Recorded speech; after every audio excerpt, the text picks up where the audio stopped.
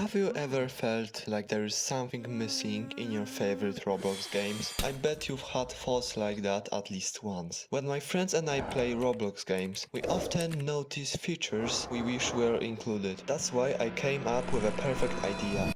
Creating a game where you can send your suggestions about what you want to be added. In the first part of this series, I walk through how I came up with this idea and share my plans for how the game will look. Now that I have a basic idea, I need to expand it. Instead of allowing unlimited submissions, which would be hard to manage, I decided to limit idea submissions. Players will get one free submission every week with a paid option available. I'll create a voting board to display submitted ideas for players to vote on, with the most popular ones being implemented into the game. Players whose ideas are accepted will receive a special tag showcasing their contribution. Each player will have their own account displaying their submission history, including both posted and approved ideas. To ensure quality, I'll create a rules tab with clear guidelines, in which I'll write that the suggestion must be well described and it must be very specific, rather than just